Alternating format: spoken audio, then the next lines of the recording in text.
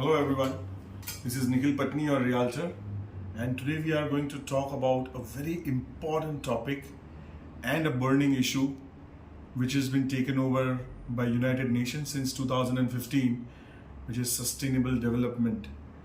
आज मैं इस सस्टेनेबल डेवलपमेंट को जोड़ूंगा रियल एस्टेट के साथ, कंस्ट्रक्शन इंडस्ट्री के साथ। कंस्ट्रक्शन इंडस्ट्री का इसमें क्या योगदान है, what is the contribution of construction industry with sustainable development goal. Zero poverty, आज बहुत सारी ऐसी योजनाएं कंस्ट्रक्शन इंडस्ट्री बना रही है जहां पे SRA के प्रोजेक्ट्स यानी स्लम रीडेवलपमेंट करके उन स्लम के जो इनहेबिटेंट्स हैं उनको अच्छी जगह पे फिर से हैबिटेट देना, उनको बसाना, ये पॉवर्टी में से उन्हें बाहर निकालना। और ये फ्लैट फ्री ऑफ कॉस्ट होते हैं, कोई भी चार्ज नहीं किया जाता। इसका जो पूरा योगदान होता है वो गवर्नमेंट और बिल्डर के बीच के करार से होता है। सो ये पॉवर्टी मिटाने के लिए सबसे पहली चीज़ जो कि है मकान, तो इस मकान की समस्या का समाधान एक कंस्ट्रक्शन इंडस्ट्री कर सकती है। दूसरी बात थी जीरो हंगर। अभी फिलहाल मैं उस पर बहुत टिप्पणी नहीं करूंगा, लेकिन हाँ, रोजगार के साधन रियल एस्टेट इंडस्ट्री और कंस्ट्रक्शन इंडस्ट्री में बहुत सारे उपलब्ध हैं, तो इससे ये भी चीज़ें मिट सकती हैं। गुड हेल्थ एंड वेलबींग, अपने वर्कर्स की गुड हेल्थ और वेलबींग का ख्याल तो बिल्डर रखता ही है, साथ साथ में सारी ऐसी सुविधाएं उस बिल्डिंग में उपलब्ध हो जिससे किसी की तबीयत खराब ना हो।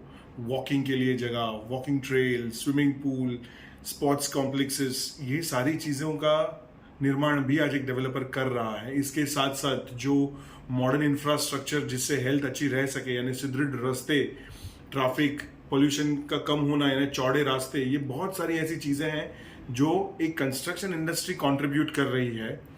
जो भी नया निर्माण आप देखते हो आज की डेट में, उसमें कंस्ट्रक्शन इंडस्ट्री का हाथ सबसे बड़ा है, चाहे वो मेट्रो हो, मोनोरेल हो, या इंडिया के अंदर कोई भी बड़ा सीलिंग प्रोजेक्ट कुछ भी हो, लेकिन कंस्ट्रक्शन इंडस्ट्री उसमें बहुत बड़ा योगदान देती जरूर है।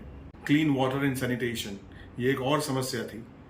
हाँ, BMC के साथ मिलकर के पानी की उचित और उच्चतम सुविधा हर एक डेवलपर अपने सोसाइटी में करता है।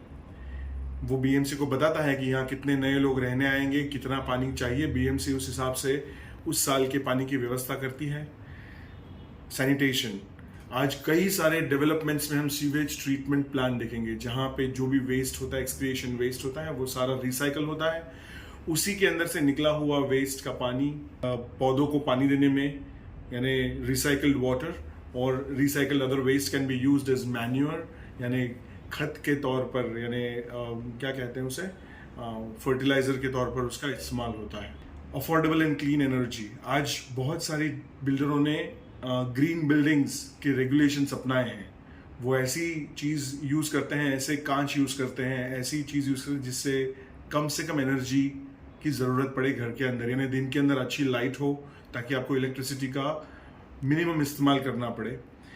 ऐसी कई सारी सुविधाएं हैं जो डेवलपर्स आपको दे रहे हैं। इसके बाद अगर मैं बात करूं तो decent work and economic growth में भी बड़ा योगदान है कंस्ट्रक्शन इंडस्ट्री का।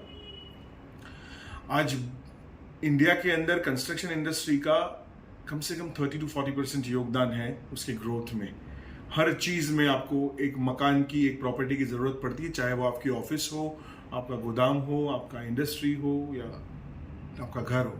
हर चीज़ में कंस्ट्रक्शन इंडस्ट्री का योगदान होता है।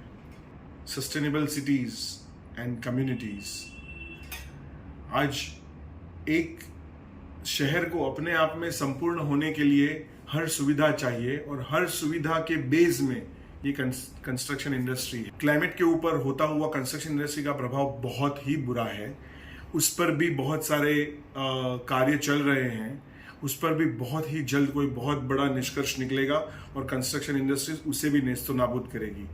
एज ए रियल्टर, हमें सब लोगों को, हम जितने रियल्टर्स हैं, जैसे मैं ब्रोकर हूँ, बहुत सारी ऐसी कंपनीज है जो कंस्ट्रक्शन इंडस्ट्री में, हम सभी लोगों को प्राउड होना चाहिए कि हम पूरे वर्ल्ड में जो एक प्रॉब्लम चल रहा है और आगे आने वाले समस्या, उन सबके ऊपर समाधान ढूंढने में बहुत बड़ी सहायता कर रहे हैं। हमारा बहुत बड़ा योगदान है, बहुत बड़ा कंट्रीब्यूशन है। आगे भी देखते रहिए कि एक एक टॉपिक के ऊपर हम बड़े विस्तार से बात करेंगे।